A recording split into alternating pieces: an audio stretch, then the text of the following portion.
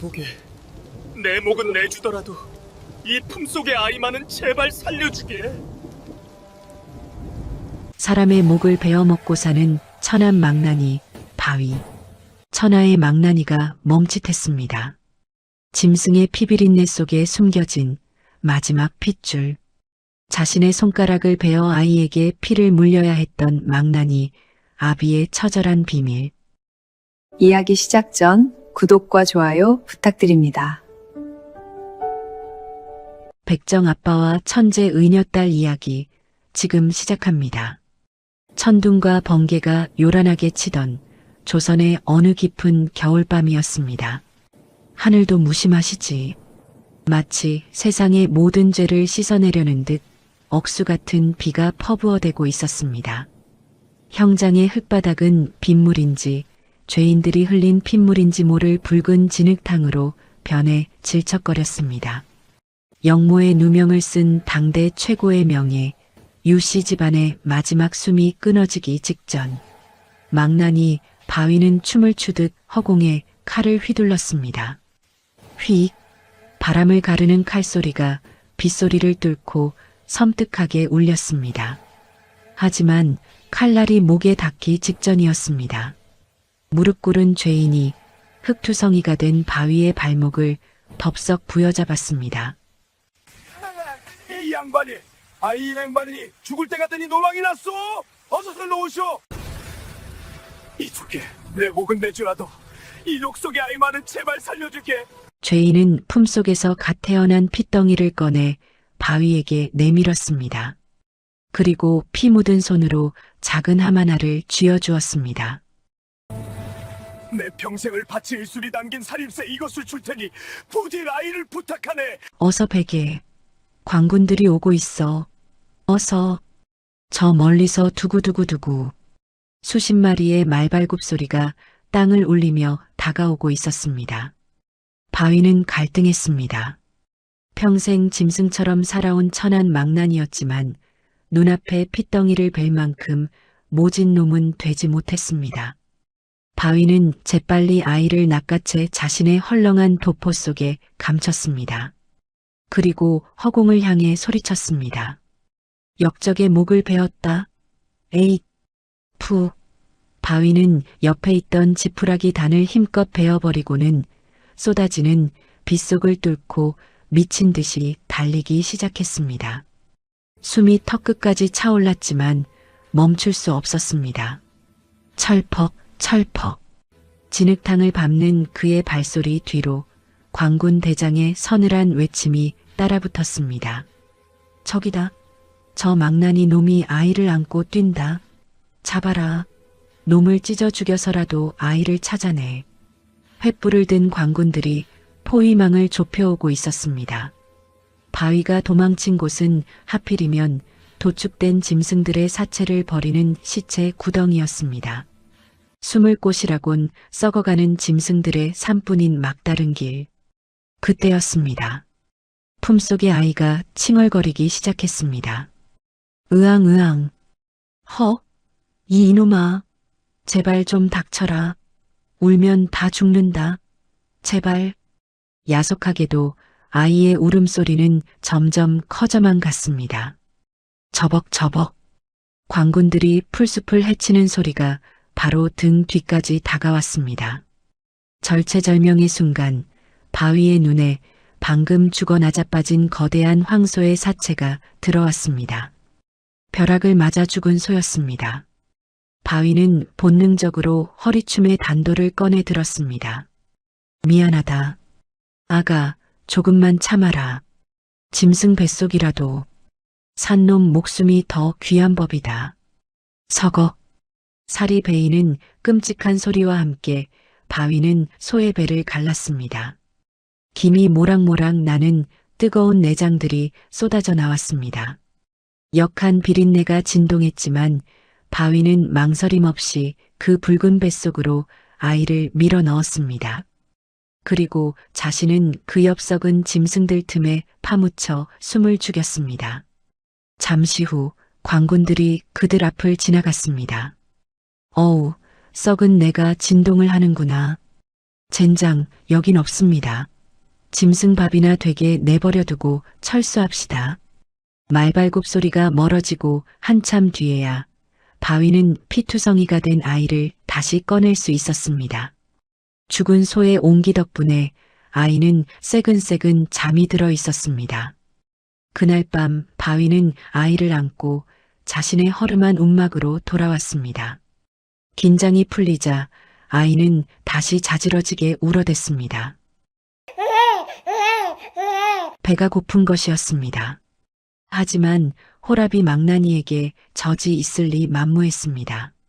물에 밥을 말아줘도 아이는 퇴 뱉어내고 숨소리는 점점 희미해져 갔습니다. 이 일을 어쩐다. 나는 사람을 죽일 줄만 알았지 살리는 법을 모르는데 이러다 굶어 죽겠구나. 바위는 자신의 거칠고 투박한 손을 내려다보았습니다. 평생 짐승의 피와 사람의 피를 묻혀온 더러운 손. 그는 결심한 듯 부엌에서 소 잡는 칼을 가져와 자신의 검지 손가락을 베었습니다. 뚝, 뚝, 검붉은 피가 방바닥으로 떨어졌습니다. 자 먹어라. 짐승 잡는 백정놈 피라도. 이거 먹고 제발 살아만다오. 바위는 피가 흐르는 손가락을 아이의 입에 물렸습니다.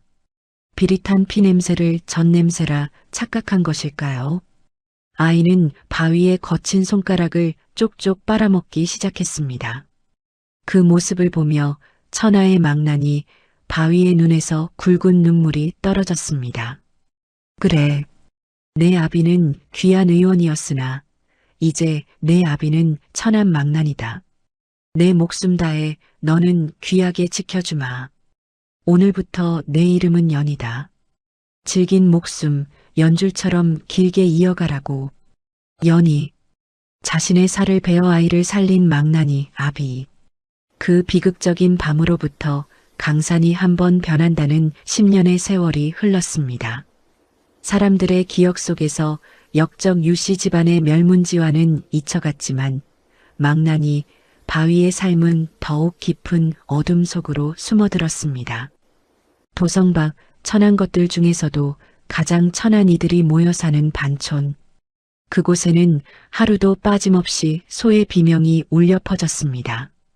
으라차차, 비켜라, 소 넘어간다. 쿵, 거대한 황소가 바위의 도끼질 한 번에 땅을 울리며 쓰러졌습니다. 어느새 흰머리가 희끗해진 바위는 능숙한 솜씨로 칼을 놀려 소의 가죽을 벗겨냈습니다. 그런데 그 피비린내 나는 도축장 한 구석에 조그만 여자아이 하나가 쪼그리고 앉아 그 광경을 지켜보고 있었습니다. 바로 10살이 된 연이었습니다. 다른 아이들이라면 기겁을 하고 도망칠 끔찍한 광경이었지만 연희의 눈빛은 달랐습니다. 마치 보석이라도 들여다보듯 반짝이는 눈으로 붉은 내장들을 관찰하고 있었습니다. 아버지, 저 소능간 색깔이 검붉네. 술찌꺼기를 많이 먹었나 봐. 저기 쓸개 옆에 붙은 건 뭐예요? 혹 주머니 같은데? 바위는 소가죽을 벗기던 손을 멈칫했습니다. 등골이 서늘해졌습니다. 그는 들고 있던 칼을 바닥에 챙그랑 집어던지며 버럭 소리를 질렀습니다. 이놈의 기집애가, 내가 여기 얼씬도 하지 말라고 했지. 계집애가 바느질이나 배울 것이지. 왜 재수없게 백정지를 구경해. 당장 들어가. 바위는 딸을 거칠게 밀쳐냈습니다. 연희는 익숙한 듯 흙을 털고 일어났지만 그 뒷모습을 바라보는 바위의 가슴은 숫덩이처럼 타들어갔습니다. 제 아비가 천재 의원이었던 것을, 핏줄은 속일 수 없어 저리 피를 가까이 하는 것인가. 바위는 그것이 못내 두렵고 서러웠습니다. 다음 날 연희는 아버지가 시킨 심부름으로 장터에 나갔습니다. 하지만 마을 어귀를 벗어나자마자 동네 아이들이 연희를 둘러쌌습니다. 야, 냄새나. 얘 지나가니까 썩은 내 난다. 백정년이다. 야, 너네 아빠가 어제 우리 집 개 잡아갔지? 살인마 새끼. 휙탁. 아이들이 던진 돌멩이가 연희의 이마를 때렸습니다. 붉은 피가 주르륵 흘러내려 연희의 하얀 뺨을 적셨습니다. 하지만 연희는 울지 않았습니다. 오히려 돌을 던진 아이를 똑바로 노려보며 무서울 정도로 차분하게 말했습니다. 너 눈밑이 파르르 떨리는구나. 그거 간지러기 전. 계속 그렇게 소리 지르면 입에 거품 물고 쓰러질걸. 그 서늘한 눈빛에 기가 눌린 아이들이 미친년 하고 소리치며 도망갔습니다. 연희는 그제야 참았던 숨을 몰아쉬며 떨리는 손으로 이마의 피를 닦아냈습니다. 그리고 멀리서 그 모습을 지켜보던 이가 있었으니 바로 아버지 바위였습니다. 바위는 나무 뒤에 숨어 딸이 돌을 맞고 피를 흘리는 모습을 보며 주먹을 입에 물고 오열했습니다. 그날 밤 바위는 잠든 척 누워있는 연희의 이마에 몰래 약을 발라주었습니다. 소판 돈을 다 털어 산 귀한 멍연고였습니다. 미안하다. 연희야. 아비가 못나서 차라리 그때 죽게 내버려 둘 것을. 귀한 아이를 살려놔서 이 천한 꼴을 당하게 하는구나. 내 죄다. 다 내 죄야. 바위의 거친 손이 연희의 머리카락을 쓰다듬었습니다. 연희는 눈을 감은 채 베개가 젖도록 조용히 눈물을 흘렸습니다. 아버지가 자신을 얼마나 사랑하는지 그리고 얼마나 죄책감을 느끼는지 너무나 잘 알았기에 연희는 아픈 내색조차 할 수 없었습니다. 며칠 뒤 바위가 장에 나갔다 돌아왔을 때였습니다. 마당에 들어선 바위는 자신의 눈을 의심했습니다. 연희가 피투성이가 된 강아지 한 마리를 붙잡고 있었는데 그 손에 들린 것은 다름 아닌 아버지가 소 잡을 때 쓰는 날카로운 창칼이었습니다. 서걱서걱. 연희는 땀을 뻘뻘 흘리며 강아지의 배를 가르고 있었습니다. 바닥은 온통 피바다였습니다. 바위의 눈에는 제 딸이 살아있는 짐승을 잔인하게 난도질하는 것으로만 보였습니다. 연희야, 내가 지금 무슨 짓을 하는 게야? 미쳤느냐? 바위는 달려가 연희의 손목을 낚아채고 뺨을 올려붙이려 손을 번쩍 들었습니다. 짝 하는 소리가 날 뻔했던 찰나 연희가 다급하게 소리쳤습니다. 아버지, 때려도 좋은데 이것만 빼내고요. 죽는 게 아니라 살리는 중이란 말이에요. 뭐라? 바위가 멈칫한 사이 연희는 떨리지 않는 손으로 강아지의 위장 속에 박혀있던 뾰족한 돌멩이 하나를 핀셋처럼 젓가락으로 집어 올렸습니다. 툭! 피 묻은 돌멩이가 바닥에 떨어졌습니다.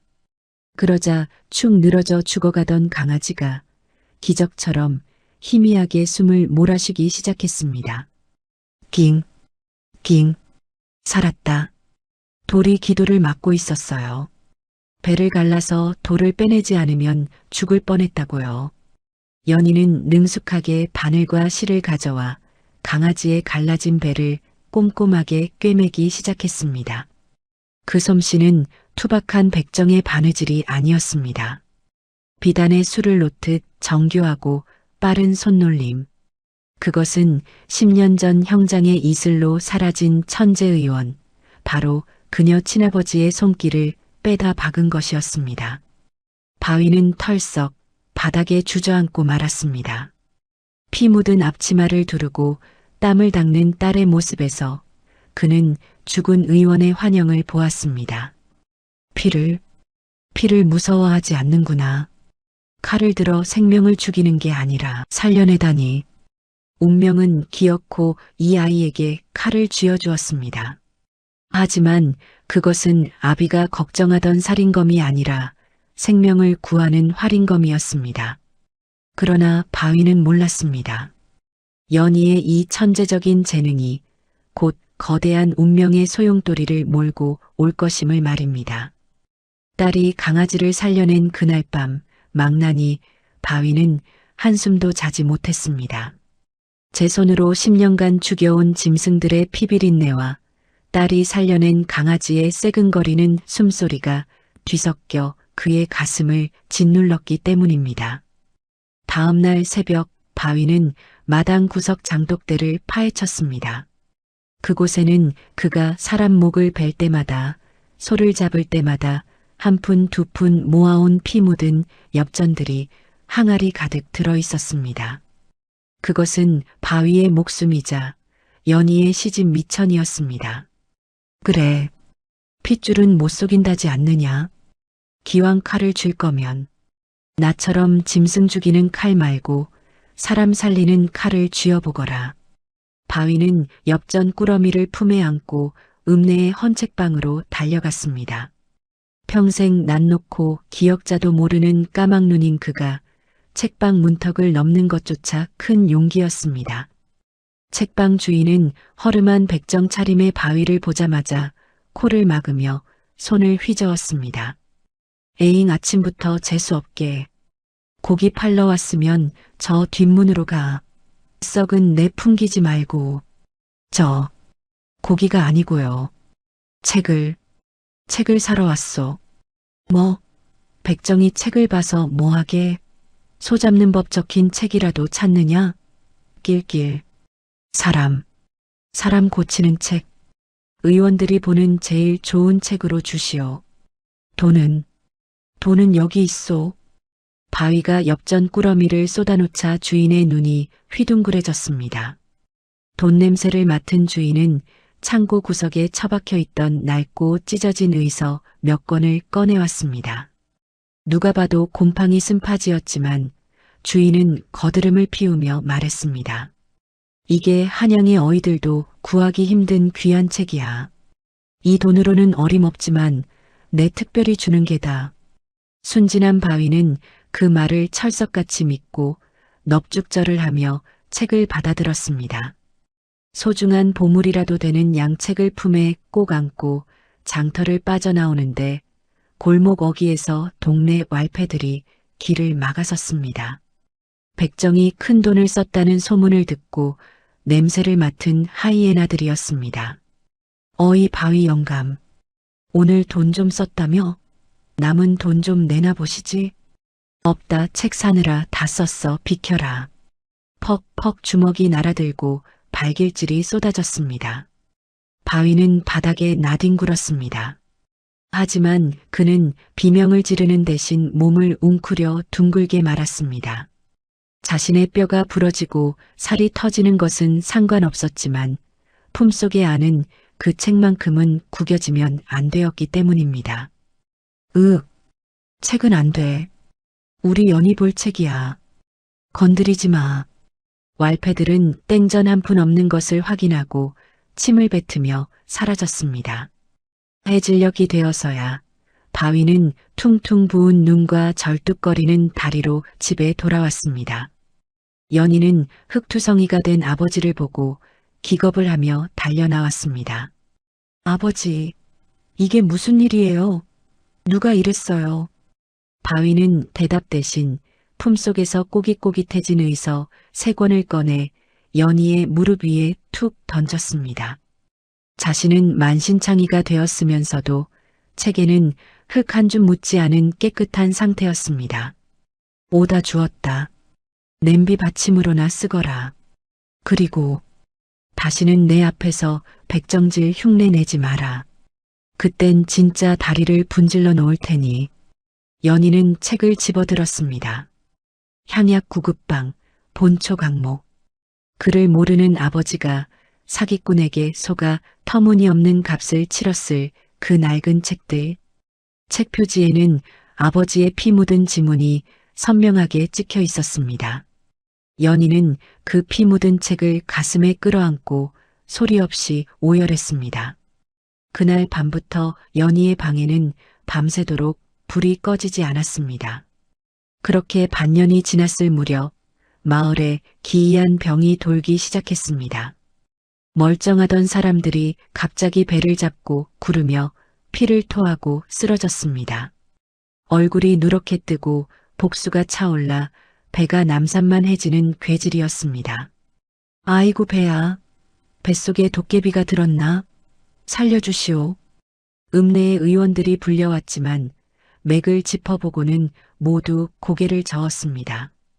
이건 역병이다. 손쓸 도리가 없어.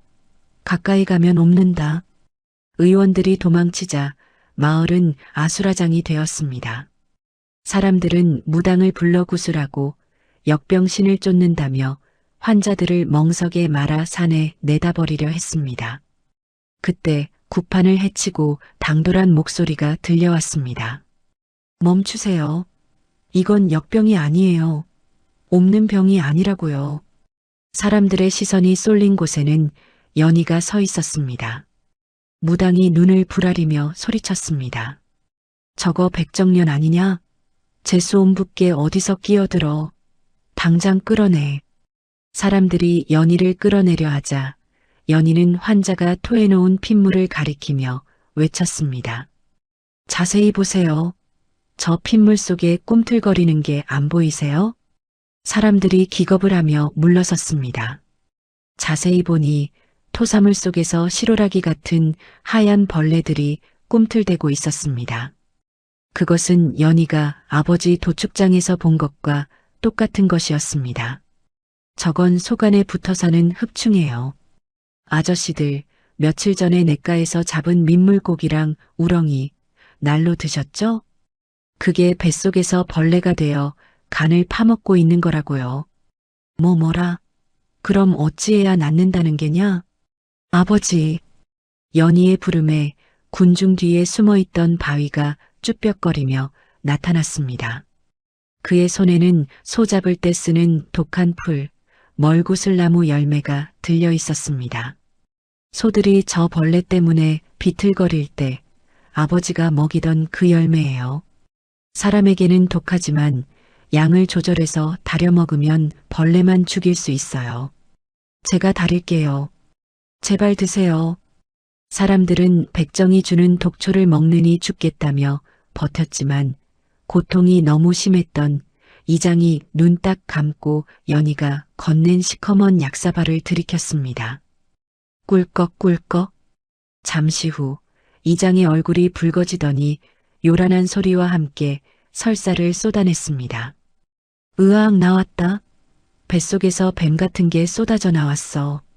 이장의 배설물 속에서 수십 마리의 죽은 기생충들이 쏟아져 나오자 사람들은 경악을 금치 못했습니다.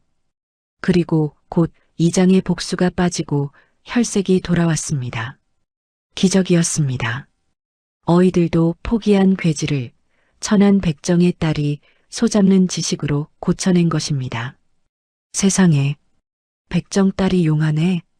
의원보다 낫네. 사람들의 칭송 속에서 연희는 아버지 바위를 바라보았습니다. 바위는 사람들 틈에 섞이지 못하고 멀찌감치 떨어져 있었지만 투박한 주먹으로 눈물을 훔치고 있었습니다. 그것은 딸이 처음으로 세상에 증명해 보인 순간이자 피 묻은 돈으로 산 낡은 의서가 빛을 발하는 순간이었습니다. 하지만 이 소란을 유심히 지켜보는 날카로운 눈빛이 있었으니 바로 한양에서 내려온 명예 허 의원이었습니다. 천련자를 써서 흡충을 잡다니 저건 18년 전 죽은 내 스승님만이 쓰던 비법인데 설마 작은 시골 마을에서 피어난 천재의 불씨, 그 불씨가 이제 거대한 운명의 바람을 타고 한양으로 그리고 원수들의 심장부로 향하려 하고 있었습니다. 연희가 기생충을 잡아내고 며칠 뒤 읍내 장터는 여느 때처럼 사람들로 북적였습니다. 장터 한복판, 김이 모락모락 나는 국밥집 앞에는 구경꾼들이 모여 있었습니다. 인심 좋기로 소문난 국밥집 할머니가 갓 쪄낸 떡을 사람들에게 나눠주고 있었기 때문입니다. 그런데 왁자지껄하던 웃음소리가 순식간에 비명으로 바뀌었습니다. 컥, 방금 떡을 받아먹은 할머니가 갑자기 목을 부여잡고 쓰러졌습니다. 급하게 삼킨 떡덩이가 기도를 꽉 막아버린 것입니다. 할머니의 얼굴은 순식간에 검푸르게 질려갔고 입가에는 허연 거품이 물렸습니다. 숨이 넘어가는 쇳소리가 마치 고장난 풀무질 소리처럼 그르렁, 그르렁 장터를 울렸습니다. 아이고, 할멈, 왜 이래? 숨을 못 쉬잖아. 등 두드려. 물 가져와. 의원 불러. 빨리. 사람들이 달려들어 등을 치고 물을 먹이려 했지만 할머니의 몸은 장작개비처럼 뻣뻣하게 굳어갈 뿐이었습니다. 때마침 지나가던 읍내 의원이 급히 달려와 맥을 짚었습니다. 하지만 그는 이내 고개를 가로저으며 혀를 찼습니다. 늦었네. 맥이 끊어지고 있어. 기도가 완전히 막혀서 저승사자가 벌써 목을 쥐고 있구만. 준비들 하시게. 의원의 사망 선고에 장터는 울음바다가 되었습니다. 그때 인파를 헤치고 다급한 외침이 들려왔습니다. 비키세요. 아직 안 죽었어요. 숨통을 열어야 해요. 연희였습니다. 아버지 몰래 장을 보러 나왔던 연희가 쓰러진 할머니를 보고 달려온 것입니다. 연희는 다급히 할머니의 고개를 젖히고 목 상태를 살폈습니다. 하지만 사람들의 반응은 싸늘했습니다. 이거 백정년 아니야? 재수없게 어딜 끼어들어. 당장 손 떼. 사람들은 연희가 더러운 손으로 죽어가는 사람을 능욕한다고 생각했습니다. 건장한 장정 하나가 연희의 머리채를 휘어잡아 바닥에 내동댕이 쳤습니다. 쿠당탕? 연희는 흙바닥에 나뒹굴었지만 아픈 줄도 모르고 다시 기어갔습니다. 지금 떡을 빼낼 시간이 없어요. 목을 뚫어서 바람 구멍을 내야 산다고요. 비켜요, 제발. 뭐? 목을 뚫어? 이 미친년이 기어코 사람을 잡으려 드네. 죽어가는 사람 편하게 보내주지는 못할 망정 목에 칼침을 놓겠다는 게냐? 사람들은 연희의 말을 살인 예고로 들었습니다. 흥분한 사람들이 연희를 향해 발길질을 시작했습니다. 무자비한 주먹과 발길질이 연희의 작은 등 위로 쏟아지려던 찰나 검은 그림자 하나가 연희의 몸을 덮쳤습니다. 때리지 마라. 내 딸 때리지 마. 아버지 바위였습니다. 뒤따라왔던 바위가 연희를 웅크려 안고 그 험한 매질을 온몸으로 받아내고 있었습니다. 사람들의 발길질은 바위의 등과 머리를 무차별적으로 강타했습니다. 바위의 입에서 붉은 피가 터져나와 연희의 볼 위로 뚝뚝 떨어졌습니다. 아버지 비켜요. 이러다 죽어. 괜찮다. 아비는 맷집이 좋아. 연희야 할 수 있겠느냐? 저 할망구.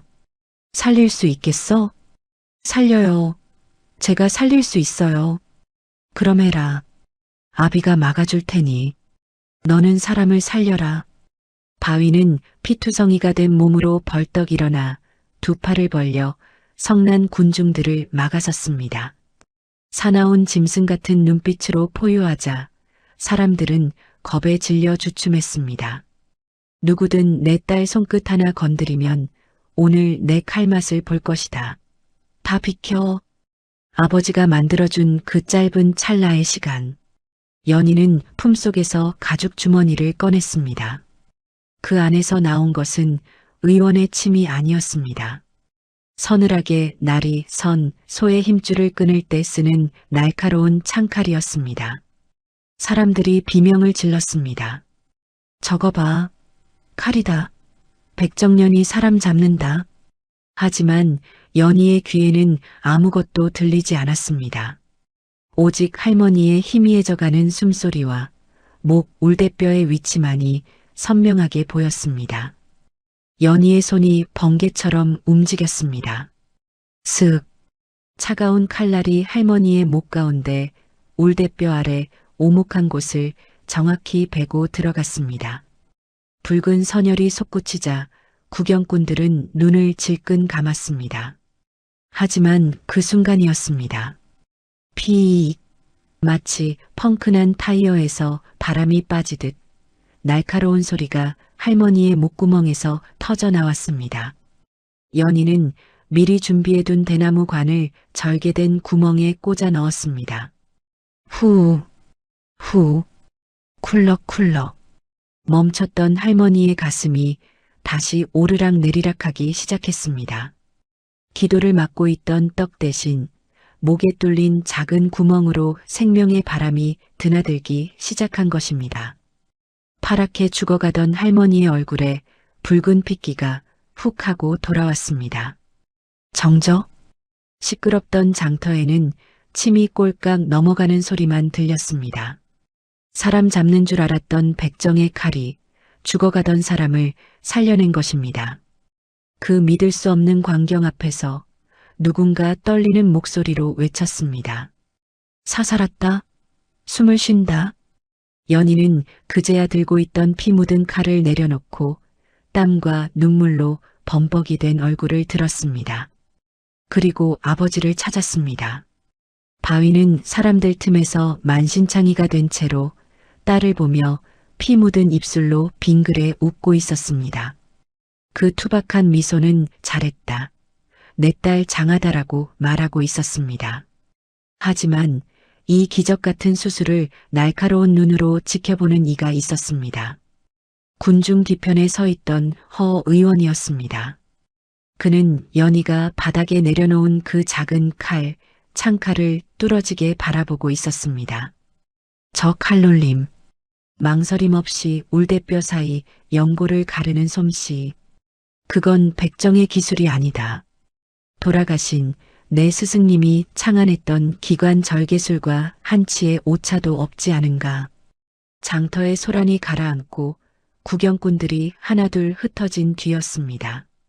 연희는 바닥에 주저앉아 거칠게 숨을 몰아쉬고 있었습니다. 사람을 살려냈다는 안도감도 잠시, 낯선 사내의 소나기가 연희의 손목을 꽉 움켜쥐었습니다. 바로 한양에서 내려온 명예, 허 의원이었습니다. 그의 눈빛은 마치 범인을 신문하는 포교처럼 매서웠습니다. 말해보거라. 목에 구멍을 내 숨기를 트는 법. 그 기관 절개술을 누구에게 배웠느냐. 그건 시중의 잡스러운 의원들은 흉내조차 낼 수 없는 빅이다. 대체 누구냐? 연희는 두려움에 떨며 입을 떼지 못했습니다. 그때 피투성이가 된 바위가 절뚝거리며 달려와 허 의원의 가슴팍을 거칠게 밀쳐냈습니다. 이 손 놓지 못해. 내 딸이다. 백정 딸년이 소잡는 기술 좀 흉내내기로써니 양반 나리께서 왜 행패요? 소잡는 기술? 천만의 말씀. 저건 짐승을 다루는 칼놀림이 아니다. 사람의 생명을 아주 귀하게 다뤄본 자의 손길이다. 허 의원은 바위에 저항해도 아랑곳하지 않고 다시 연희의 손을 낚아채 자신의 눈앞으로 가져갔습니다. 그런데 연희의 손바닥을 펼쳐본 허 의원의 눈동자가 심하게 흔들렸습니다. 그 고사리 같은 손은 엉망진창이었습니다. 매일 칼을 갈고 가죽을 벗기느라 손마디는 굵어져 있었고 날카로운 뼈에 긁힌 자잘한 흉터들이 지도처럼 새겨져 있었습니다. 굳은 살이 박여 돌덩이처럼 딱딱해진 10살 소녀의 손. 허 의원의 매서웠던 눈매가 순식간에 물기로 젖어들었습니다. 세상에, 이 손 좀 보게. 이 귀한 손이 어쩌다 짐승의 피와 기름에 이토록 절었단 말이냐. 허 의원은 알 수 없는 연민에 가슴이 저려왔습니다. 자신의 스승님, 그 고고했던 천재 의원의 손길을 빼다 박은 아이가 이토록 천하고 거친 손을 하고 있다니. 그는 무심코 연희의 피 묻은 소매를 걷어올려 맥을 짚으려 했습니다. 바로 그 순간이었습니다. 헉! 이건 소매가 거친 연희의 하얀 팔목 안쪽. 그곳에는 붉은색의 선명한 점 3개가 삼각점 모양으로 찍혀 있었습니다. 그것은 단순한 점이 아니었습니다. 스승님이 갓 태어난 딸을 안고 기뻐하며 보여주었던 바로 그 특징이었습니다. 허 의원, 이것 좀 보게. 우리 딸아이 팔에 북두칠성 같은 점이 있네. 하늘이 낸 아이라는 뜻 아니겠나? 허허. 허 의원의 머릿속에서 과거의 기억과 현재의 연희가 겹쳐졌습니다. 그의 입술이 파르르 떨렸습니다. 너였구나. 설마 살아있었어? 유 의원님의 핏줄이 살아있었단 말이냐? 그 말을 들은 바위의 얼굴이 사색이 되었습니다. 들켰다. 끝장이다. 바위는 딸을 살려야 한다는 일념 하나로 허 의원의 손을 뿌리치고 연희를 등 뒤로 감췄습니다. 무슨 개소리야. 내 딸이다. 내 피 받아 태어난 내 새끼란 말이다. 한 번만 더 헛소리 짓거리면 그땐 내 칼이 양반놈 목이라도 벨 줄 알아. 바위는 연희를 번쩍 안아들고 뒤도 돌아보지 않고 달렸습니다. 허 의원은 너무나 큰 충격에 그 자리에 못 박힌 듯 서서 멀어지는 부녀의 뒷모습을 하염없이 바라만 보았습니다. 스승님, 살아있었습니다. 그 불구덩이 속에서 짐승의 품에 안겨서라도 기어이 살아남았습니다. 한편 같은 시각, 고을 관아의 안채에서는 지옥도가 펼쳐지고 있었습니다. 18년 전 연희의 친부를 죽이고 권세를 잡은 원수 유대감이었습니다. 그는 지금 등 뒤에 난 괴상한 종기 때문에 짐승처럼 울부짖고 있었습니다. 으악, 뜨거워. 등이 타들어가는 것 같아. 저놈의 의원놈을 당장 쳐내라. 돌팔이 놈들. 방바닥에는 피고름이 묻은 붕대가 널려 있었고 쫓겨난 의원들이 벌벌 떨며 엎드려 있었습니다. 유대감의 등에는 시커먼 등창이 멜론만큼 부풀어 올라 살이 썩어 들어가고 있었습니다. 뼈까지 파고든 도끼. 그 어떤 명약도 듣지 않는 괴질이었습니다. 그때 눈치 빠른 이방이 조심스럽게 말을 꺼냈습니다. 나으리, 저 장터에 기이한 소문이 돌고 있음입죠. 반촌 사는 백정계집 하나가 죽어가던 국밥집 할멈의 목을 따서 살려냈다 합니다. 짐승배 가르듯 사람 배를 갈라 병을 고친다 하오니. 뭐라? 백정? 감히 이 대감의 몸에 천한 백정년의 손을 대라는 게냐? 내 놈이 미쳤구나. 유 대감은 화를 내다 다시 윽하고 쓰러졌습니다. 고통이 자존심을 집어삼키는 건 순식간이었습니다. 살이 타는 듯한 고통 속에 유 대감의 눈빛이 독사처럼 번들거렸습니다. 아니다. 데려와라. 그년이 사람을 살리든 죽이든 상관없다. 내 병을 못 고치면 그년의 배를 갈라 내 고통을 잊게 해줄 테니 당장 가서 그 백정년을 잡아들여라. 포졸들이 창을 들고 반촌을 향해 출동했습니다. 이제 막 숨을 돌리려던 연희와 바위의 집 대문이 쾅 하고 부서지듯 열렸습니다. 죄인, 아니 의녀 연희는 어명을 받들라. 사또 마님께서 너를 찾으신다. 바위는 절망했습니다. 피하려 했던 운명이 기어코 딸의 머리채를 잡고 원수 앞으로 끌고 가려 하고 있었습니다. 서로를 끌어안은 부녀의 위로 검은 그림자가 짙게 드리워졌습니다. 반촌의 낡은 대문이 부서져라 열리고 들이닥친 포졸들이 바위의 집을 에워쌌습니다. 창과 칼이 번뜩이는 살벌한 풍경. 바위는 본능적으로 부엌에 있던 도축용 대검을 집어들고 연희 앞을 막아섰습니다. 한 놈도 못 들어온다. 내 딸 데려가려거든 내 목부터 베고 가라. 금방이라도 피바람이 불 것 같은 일촉즉발의 상황. 그때 바위의 등 뒤에서 작고 차분한 손길이 바위에 떨리는 옷자락을 잡았습니다. 연희였습니다. 아버지, 칼 내려놓으세요. 저 사람들 관아에서 나온 사람들이에요. 아버지가 다쳐요. 저 때문에 아버지가 역적으로 몰리면 안 되잖아요. 안 된다. 거기가 어디라고 제 발로 가. 저놈은, 저 유대감이란 놈은 인간이 아니야. 널 죽일 거다. 환자가 있다잖아요.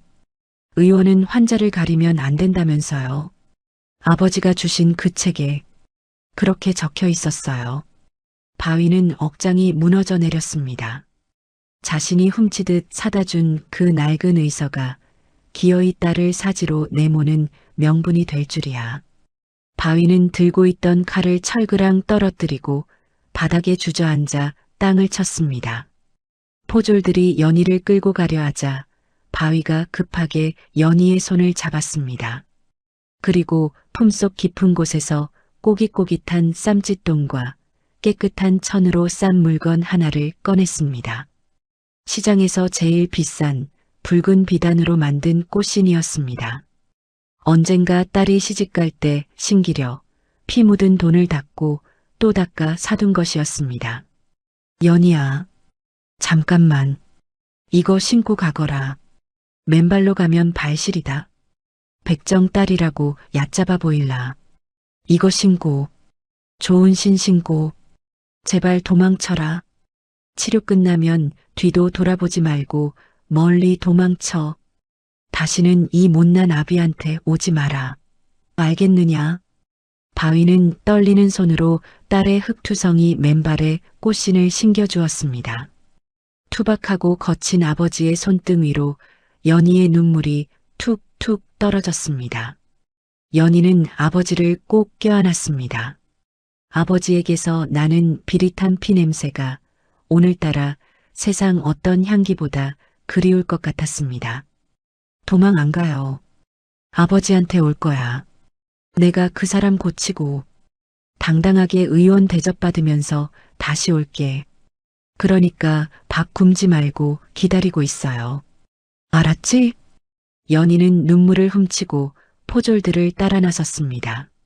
진흙탕 길 위로 붉은 꽃신이 처연하게 멀어져 갔습니다. 바위는 대문 기둥을 부여잡고 짐승처럼 울부짖었습니다. 그 울음소리가 반총 골목을 가득 메웠지만 운명의 수레바퀴는 이미 멈출 수 없이 굴러가고 있었습니다. 관아의 사랑방 문이 열리자 역한 냄새가 코를 찔렀습니다. 시체 썩는 냄새. 그것은 죽음의 향기였습니다. 비단 이불 위에는 유대감이 엎드려 있었고 그의 등은 이미 사람의 살가죽이라고 볼 수 없을 만큼 흉측하게 짓물러 있었습니다. 연희가 들어서자 고통에 신음하던 유대감이 고개를 돌려 연희를 노려보았습니다. 눈에는 핏발이 서 있었고 살기가 가득했습니다. 이 이천한 것이 내년이냐? 사람 배를 갈라 요술을 부린다는 그 백정년이? 주변의 의원들과 포졸들이 숨을 죽였습니다. 자칫 말대꾸라도 잘못했다가는 당장 목이 달아날 살벌한 분위기였습니다. 하지만 연희는 주눅 들지 않았습니다. 오히려 또렷한 눈으로 유대감에 썩어가는 등을 응시했습니다. 그리고 성큼성큼 다가가 짓무른 환부를 맨손으로 꾹 눌렀습니다. 그악! 인연이 미쳤느냐? 감히 어디에 손을 대? 유대감이 발작하듯 몸부림쳤지만 연희는 손을 떼지 않았습니다. 연희의 손끝에 전해지는 감각. 물컹한 고름 아래 딱딱하고 거칠게 일어난 뼈의 감촉. 연희는 10년간 소를 잡으며 만져보았던 수많은 병든 짐승들의 뼈를 떠올렸습니다. 그리고 확신에 찬 목소리로 입을 열었습니다. 이건 종기가 아닙니다. 단순한 등창도 아닙니다. 뭐라? 그럼 대체 뭐란 말이냐? 골수염. 뼈가 썩어 들어가는 병입니다. 나으리의 척추뼈가 독을 머금고 삭아버렸습니다. 살을 찢고 고름을 짜내도 소용없습니다. 이미 뼈 자체가 썩은 고름을 뿜어내고 있으니까요.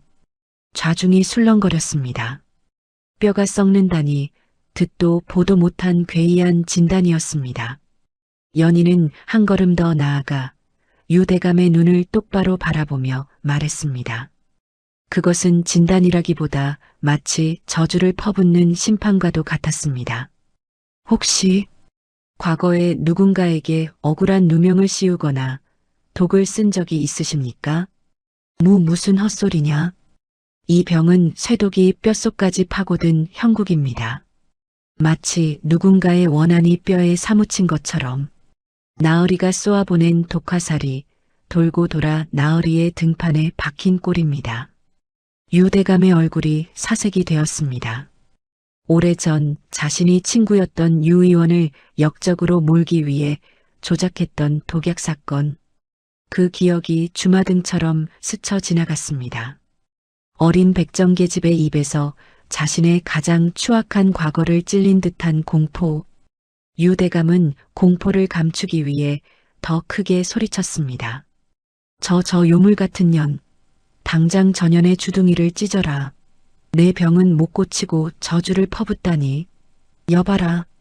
포졸들이 연희를 끌어내려 달려들었습니다. 그때였습니다. 살고 싶으면 제 말을 들으세요. 지금 다리를 자르지 않으면 사흘 안에 독이 심장에 닿아 죽습니다. 하지만 제 칼을 받으신다면 다리를 자르지 않고도 살 수 있습니다. 죽습니다라는 말에 유대감의 움직임이 멈췄습니다. 죽음 앞에서는 천하의 권세가도 비겁한 인간일 뿐이었습니다. 연희는 품속에서 아버지가 갈아준 반짝이는 백정의 칼을 꺼내 들었습니다. 관아의 촛불 아래 서슬 퍼런 칼날이 번뜩였습니다. 선택하세요. 썩은 뼈를 안고 죽으시겠습니까? 아니면 이 천한 백정의 칼에 목숨을 맡기시겠습니까? 원수의 목숨을 쥔 소녀의 칼, 그리고 그 칼끝이 향하는 곳은 바로 아버지의 원수인 유대감의 등판이었습니다. 지독한 악연의 고리가 이제 막 수술대 위에서 얽히기 시작했습니다. 정막이 감도는 관아의 사랑방, 죽음의 공포 앞에 무릎 꿇은 유대감은 결국 이를 악물고 고개를 끄덕였습니다. 자존심보다는 목숨이 먼저였기 때문입니다. 좋다. 해라. 대신 만약 내가 죽거나 불구가 된다면 내년뿐 아니라 내 아비의 가죽까지 벗겨버릴 것이다. 허락이 떨어지자 연희는 보자기를 풀었습니다. 철그럭 철그럭 섬뜩한 쇠소리가 방 안을 채웠습니다. 그 안에서 나온 도구들은 고상한 은침이나 약탕기가 아니었습니다. 소의 가죽을 벗기는 칼, 뼈를 자르는 톱, 그리고 살코기를 고정하는 쇠갈골이었습니다. 지켜보던 의원들이 헛구역질하며 얼굴을 돌렸습니다. 저 흉측한 것들을 감히 대감마님 몸에. 하지만 연희는 아랑곳하지 않았습니다. 연희는 숯불 화로에 두꺼운 무쇠칼을 달구기 시작했습니다. 시벌겋게 달아오른 칼날. 그것은 지혈과 소독을 위한 연희만의 방식이었습니다. 마취탕이 듣지 않으니 생으로 견디셔야 합니다. 움직이면 칼이 척추 신경을 건드려 하반신 불수가 될 테니 꽉 잡으세요. 포졸 4명이 달라붙어 유대감의 팔다리를 결박했습니다. 연희는 숨을 깊게 들이마셨습니다. 눈앞의 등판은 아버지의 원수였지만 지금 이 순간만큼은 그저 도려내야 할 썩은 살점일 뿐이었습니다. 연희의 손이 움직였습니다. 치익, 달궈진 칼이 유대감의 등에 닿자 살타는 노린내와 하얀 연기가 피어올랐습니다. 으악, 죽는다. 나 죽어. 유대감의 비명이 관아 담장을 넘어 마을까지 울려 퍼졌습니다. 하지만 연희는 멈추지 않았습니다. 썩어 문드러진 살을 젖히자 거무튀튀하게 변색된 척추뼈가 드러났습니다. 독이 스며들어 구멍이 숭숭 뚫린 뼈. 연희는 소 잡을 때 쓰는 쇠 긁개를 집어들었습니다. 이제 긁어냅니다. 참으세요. 드득, 드드득, 득. 방 안에는 오직 뼈를 긁어내는 소리만이 가득 찼습니다. 마치 마른 장작을 쥐어짜는 듯한 기괴한 소리. 유대감은 이미 눈이 뒤집혀 기절했지만 연희는 땀방울이 눈을 찔러도 눈 한 번 깜빡이지 않았습니다. 그녀의 눈에는 오직 뼈 사이사이에 낀 검은 도끼들만 보였습니다. 한 시즌이 지났을까? 마침내 검은 뼈가 사라지고 하얀 속뼈가 드러났습니다. 연희는 달궈진 바늘로 상처를 봉합했습니다. 탁! 연희가 피 묻은 도구들을 내려놓자 팽팽했던 긴장이 끊어지며 그녀도 바닥에 주저앉고 말았습니다. 해냈구나. 척추를 건드리지 않고 썩은 뼈만 도려내다니. 신이가 환생했어. 수술은 성공이었습니다. 유대감의 열은 씻은 듯이 내렸고 거칠던 숨소리도 평온해졌습니다. 연희는 밤새 유대감의 곁을 지키며 찜질을 하고 약을 다렸습니다. 원수를 살리기 위해 자신의 진기를 다 쏟아부은 것입니다. 사흘 뒤 유대감이 마침내 눈을 떴습니다. 몸을 일으켜 보니 등 뒤를 짓누르던 끔찍한 통증이 사라지고 없었습니다. 상쾌하기까지 했습니다. 살았다. 내가 살았어. 방구석에 쪽잠을 자고 있던 연희가 부스스 일어났습니다. 얼굴은 퀭하고 입술은 터져 있었지만 환자가 깨어난 것을 보고 희미하게 웃었습니다. 일어나셨습니까?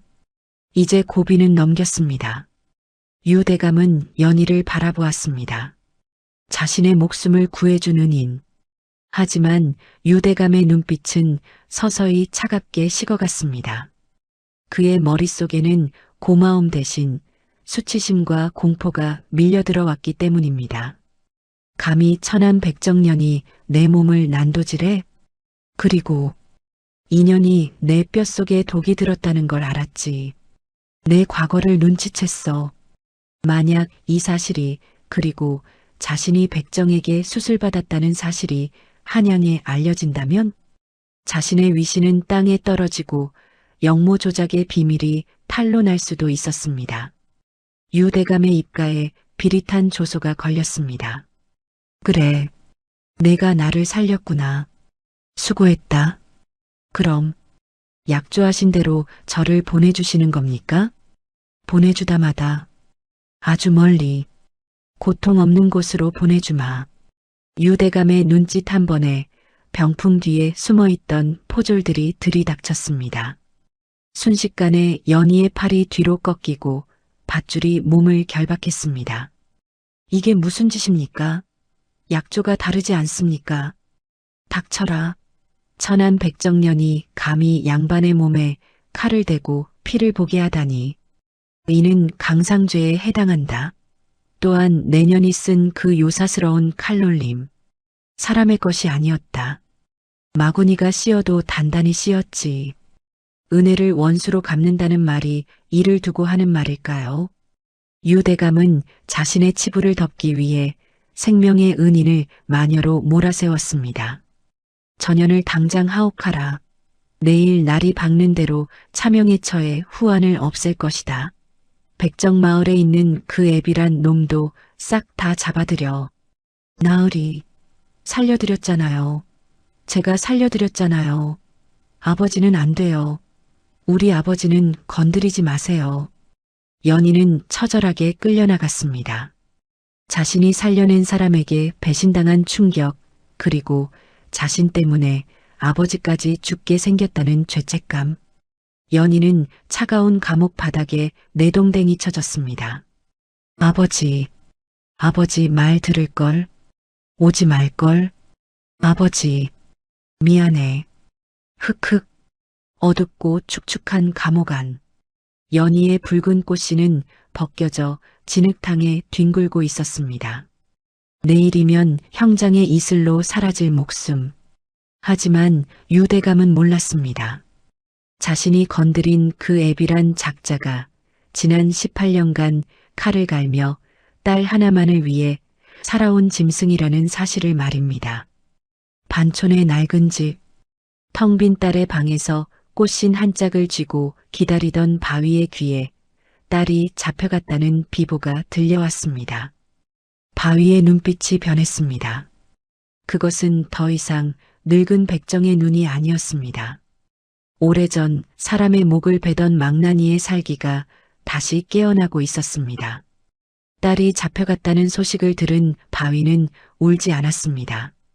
오히려 오래전 형장에서 사람 목을 베던 그날처럼 차갑게 식어버렸습니다. 반촌의 허름한 집, 바위는 벽장 깊숙한 곳, 쥐들도 다니지 않는 어두운 구석을 뜯어냈습니다. 드르륵 쿵, 먼지 구덩이 속에서 시커먼 무명천에 쌓인 긴 물건이 나왔습니다. 천을 풀어 헤치자 녹이 슬고 이가 빠졌지만 여전히 서늘한 살기를 뿜어내는 거대한 칼. 바로 오래전 바위가 스스로 봉인했던 망나니의 참수도였습니다. 바위는 묵묵히 숫돌에 칼을 갈았습니다. 한 번 밀 때마다 딸의 울음소리가, 두 번 밀 때마다 원수놈의 비웃음이 들리는 듯 했습니다. 바위는 부엌에 있던 막걸리 한 사발을 단숨에 들이켰습니다. 그리고 입안 가득 머금었던 술을 시퍼런 칼날 위에 푸 하고 뿜었습니다. 망나니가 춤을 추기 전 부정을 씻어내는 의식이었습니다. 기다려라. 내 딸 건드린 놈들. 내 오늘 저승길 동무로 싹 다 데려갈 테니. 다음 날 아침 관아 마당에는 서슬퍼런 형틀이 세워졌습니다. 연희는 밧줄에 꽁꽁 묶인 채 형틀에 매달려 있었습니다. 밤새 고문을 당했는지 하얀 소복은 피로 얼룩져 있었고 얼굴은 퉁퉁 부어 있었습니다. 대청마루 위에는 수술을 받고 살아난 유대감이 거만한 표정으로 앉아 있었습니다. 그는 자신의 치부를 덮기 위해 서둘러 처형을 명령했습니다. 저 요물 같은 년의 목을 쳐라. 백정의 피가 흐르는 더러운 목이다. 단칼에 베어 후환을 없애. 망나니가 칼을 들고 춤을 추기 시작했습니다. 연희는 죽음 앞에서도 눈을 감지 않고 읍내 쪽을 바라보며 속으로 빌고 또 빌었습니다. 아버지, 오지 마세요. 제발 오지 마세요. 망나니가 기압과 함께 칼을 높이 쳐들던 그 순간이었습니다. 관아의 육중한 대문이 종이장처럼 박살나며 날아갔습니다. 뿌연 흙먼지 속에서 피 칠갑을 한 거구의 사내가 걸어 들어왔습니다. 한 손에는 거대한 참수도를 질질 끌며 눈에서는 붉은 안광을 뿜어내는 짐승. 바위였습니다. 유대감, 내 이놈, 나와라. 포졸들이 창을 겨누며 달려들었습니다. 멈춰라. 저 미친 백정놈을 막아. 하지만 딸을 구하러 온 아비는 더 이상 인간이 아니었습니다. 바위가 칼을 한번 휘두를 때마다 포졸들의 창대가 지푸라기처럼 잘려나갔습니다. 바위는 춤을 추듯 칼을 휘두르며 형장으로 돌진했습니다. 오랫동안 억눌러왔던 망나니의 건무가 분노가 되어 폭발하고 있었습니다. 뭐 하느냐? 저놈을 쏴라. 활을 쏘란 말이다. 화살 한 발이 바위의 어깨에 박혔습니다. 또 한 발이 허벅지를 뚫었습니다. 하지만 바위는 쓰러지지 않았습니다. 오히려 화살을 으드득 부러뜨리며 한 발짝씩 연희에게 다가갔습니다. 아버지, 안 돼. 돌아가. 맞지 마요. 연희야, 아빠 왔다. 누가 감히 내 딸을 건드려. 바위는 온몸이 고슴도치처럼 창과 화살에 찔린 채 마침내 형틀 앞까지 도달했습니다. 그의 숨소리는 그르렁거리는 쇠 긁는 소리 같았습니다. 바위는 형틀을 가로막고 서서 유대감을 향해 칼끝을 겨눴습니다. 내 놈, 내 딸이 살려줬잖아. 짐승도 은혜를 입으면 갚는데 내 놈이 사람이냐? 저 독한 놈, 목을 쳐라. 당장 저놈과 그년의 목을 동시에 쳐버려. 수십 명의 포졸들이 동시에 창을 찔러 들어왔습니다. 바위는 마지막 힘을 짜내어 대검을 휘둘렀습니다. 자신을 보호하기 위함이 아니었습니다. 뒤에 있는 연희에게 날아오는 칼날들을 막아내기 위함이었습니다. 쇠와 쇠가 부딪히는 불꽃이 튀었습니다. 하지만 세월을 이길 수는 없었던 걸까요? 아니면 바위의 한이 너무 무거웠던 걸까요? 바위가 유대감을 향해 마지막 일격을 내리꽂으려던 순간 그의 낡고 녹슨 칼자루가 포졸들의 창과 강하게 부딪혔습니다. 둔탁한 파열음과 함께 바위의 낡은 칼 손잡이가 반으로 쪼개져 나갔습니다. 오랫동안 버텨온 칼자루가 부서진 것입니다. 바위는 균형을 잃고 무릎을 꿇었습니다. 아, 안 돼. 모두가 끝이라고 생각했던 그 순간 부서진 칼자루의 텅 빈 공간 속에서 무언가 후두둑 바닥으로 쏟아져 내렸습니다. 흙바닥 위로 떨어진 그것들은 아침 햇살을 받아 눈이 부시도록 찬란한 빛을 뿜어냈습니다. 피비린내 나는 형장과는 어울리지 않는 너무나 고귀하고 영롱한 황금빛. 그것은 바로 오래전 죽어가던 신이가 바위에게 맡겼던 유품. 바위가 딸을 살리기 위해 그리고 언젠가 딸에게 돌려주기 위해 자신의 칼자루 속에 몰래 숨겨두었던 그것. 왕실 내위원만이 하사받을 수 있다는 전설의 금침 12개와 유대감의 영모 죄상이 낱낱이 적힌 피 묻은 밀서였습니다. 저게 왜 저기서 나와? 안 돼. 저걸 가려라. 피투성이가 되어 쓰러진 바위의 앞, 그리고 묶여있는 연희의 발치에 쏟아진 그 황금 침들은 마치 이 아이가 진짜 주인이다라고 외치듯 당당하게 빛나고 있었습니다. 모두의 시선이 그 황금 침에 꽂혔습니다. 숨겨왔던 진실이 가장 비극적인 순간에 세상 밖으로 터져나온 것입니다. 연희야, 봤느냐? 이게 내 것이다. 너는 백정 딸이 아니야. 너는 귀한 사람이다. 부서진 백정의 칼자루에서 쏟아진 찬란한 황금빛. 그것은 진흙탕 같은 형장 바닥과 어울리지 않는 성스러운 광채였습니다. 모두가 숨을 죽인 그 찰나의 정적. 가장 먼저 움직인 것은 대청마루 위의 유대감이었습니다. 저것들을 치워라. 당장 저것들을 불태워버려. 누구든 저것을 보는 놈은 누나를 파버릴 것이다. 어서. 자신의 영모 죄상이 담긴 밀서와 증거물이 세상에 드러나자 유대감은 미친 사람처럼 날뛰었습니다. 포졸들이 허둥지둥 황금침을 수거하려 달려들었습니다. 그때였습니다. 관중석 맨 앞줄에 서 있던 허 의원이 바람처럼 달려나가 바닥에 떨어진 황금 침 하나를 집어들었습니다. 멈춰라. 이 금침이 누구의 것인지 알고 손을 대느냐? 이 늙은이가 미쳤나? 비켜라. 포졸의 창끝이 허 의원의 목을 겨눴지만 허 의원은 눈 하나 깜짝하지 않았습니다. 오히려 품속에서 낡은 나무패 하나를 꺼내 높이 쳐들었습니다.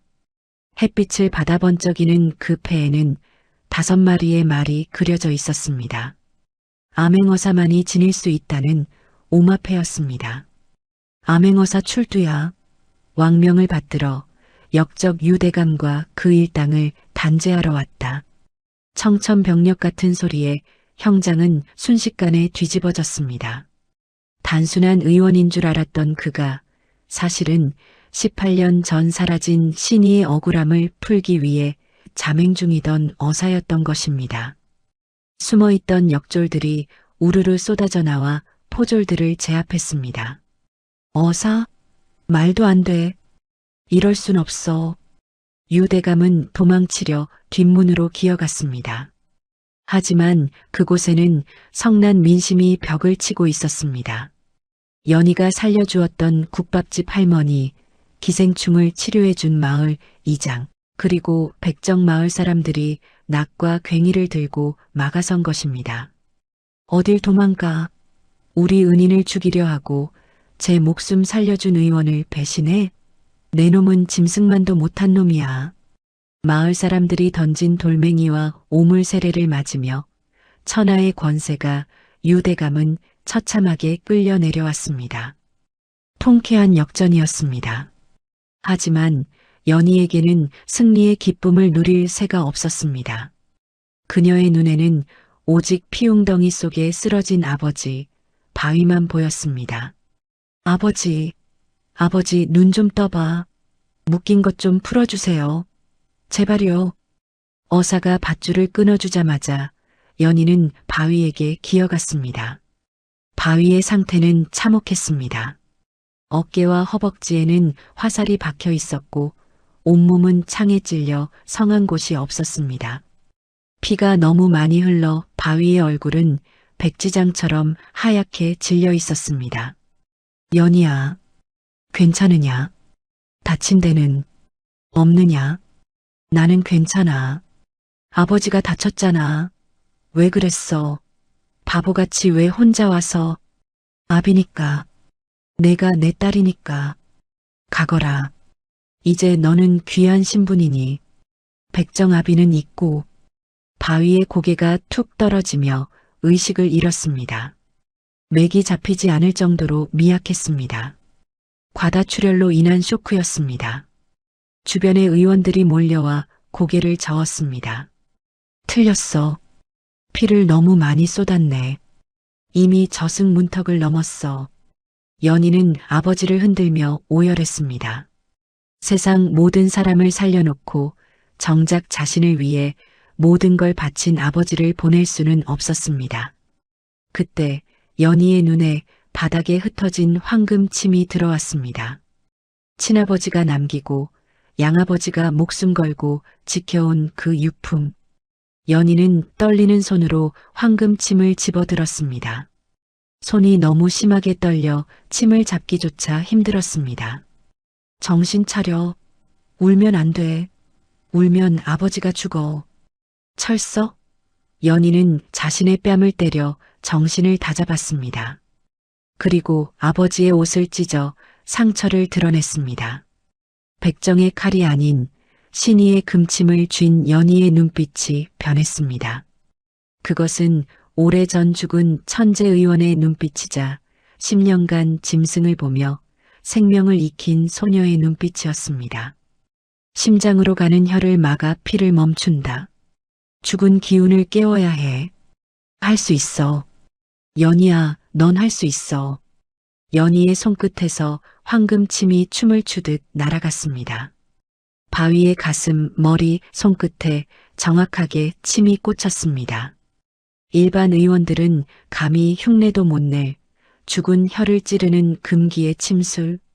하지만 연희는 망설임이 없었습니다. 지켜보던 어사인 허 의원이 침을 꿀꺽 삼켰습니다. 사열을 찔러 생혈로 돌리다니. 저 아이의 손끝에서 스승님의 의술이 완성되었구나. 마지막 12번째 침이 바위의 인중에 깊숙이 박혔습니다. 모두가 숨죽여 지켜보는 긴 침묵의 시간. 형장에 불어오던 피비린내 나는 바람마저 멈춘 듯 했습니다.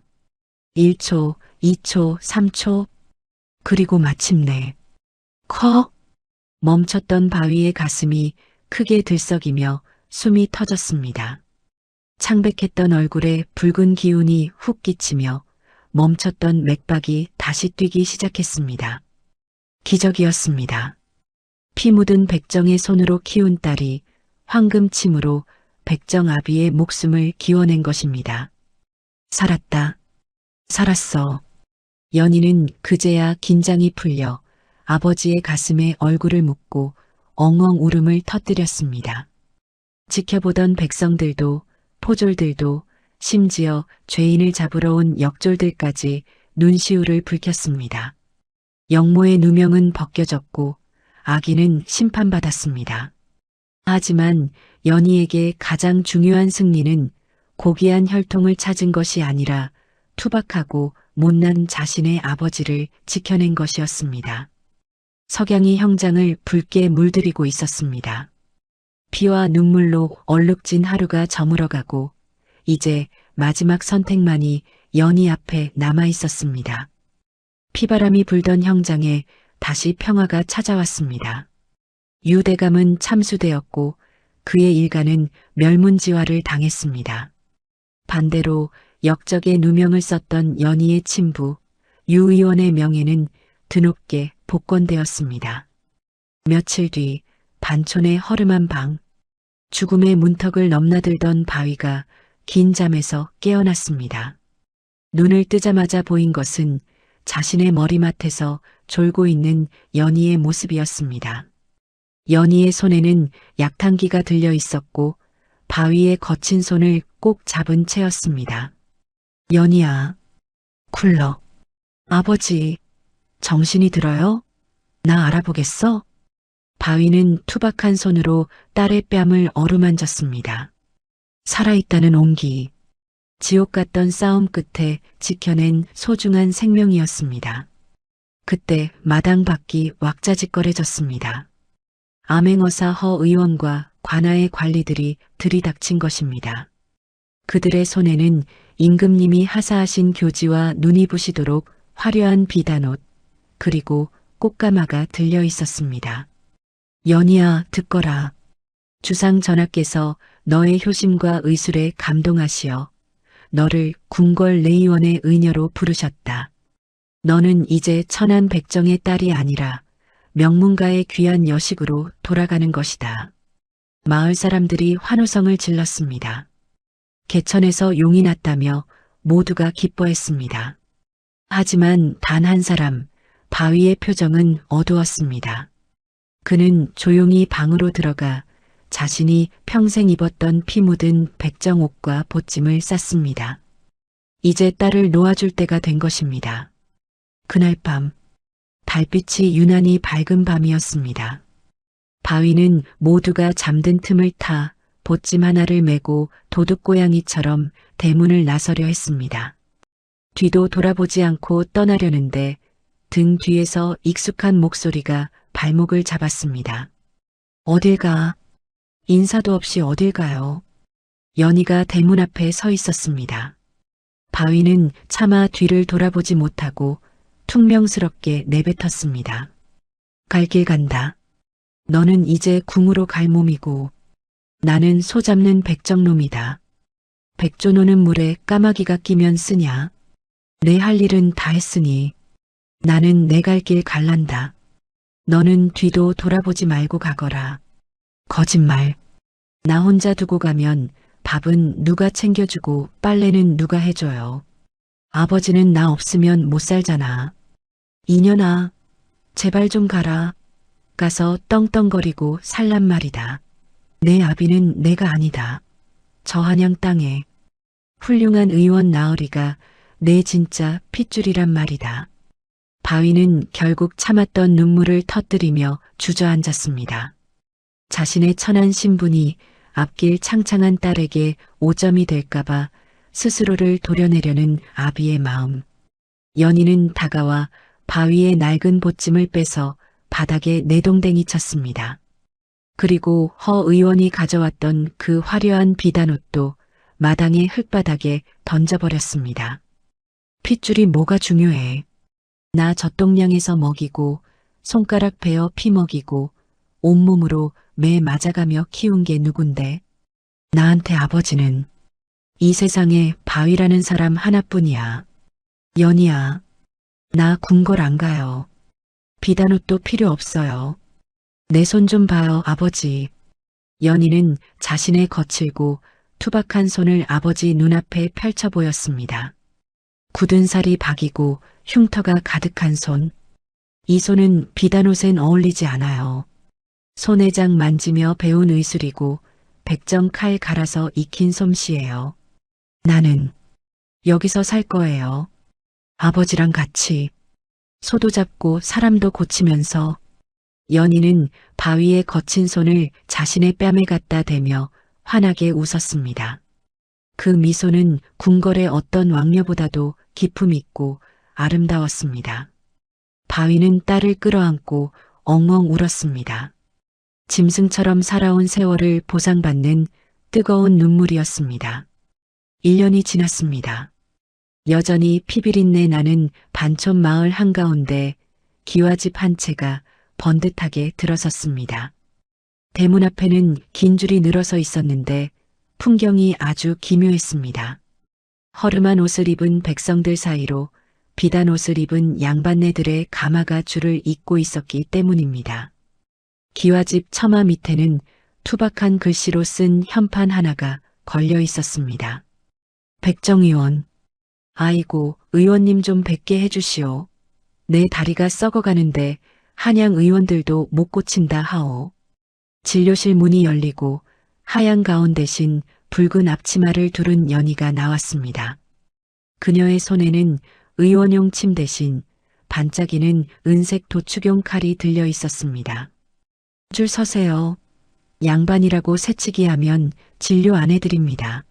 다음 환자 들어오세요. 그리고 그 옆에는 다리를 좀 절지만 덩치 큰 사내 하나가 열심히 숫돌에 칼을 갈고 있었습니다. 바로 바위였습니다. 그는 더 이상 사람 목을 치는 칼이 아니라 딸이 쓸 수술용 칼을 정성스레 갈고 닦고 있었습니다. 자, 여기 있다.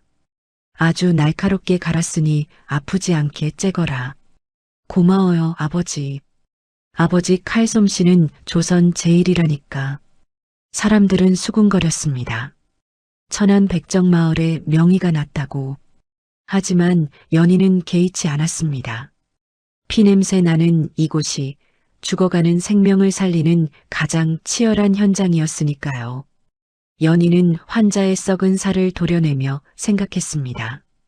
귀함이란 핏줄에서 나오는 것이 아니라 살아낸 날들에서 증명되는 것임을. 가장 천한 칼로 가장 귀한 생명을 구하는 그녀. 사람들은 그녀를 존경을 담아 백정의원이라 불렀습니다. 세상은 흔히 입고 있는 옷이나 핏줄을 보며 귀함과 천함을 나눕니다.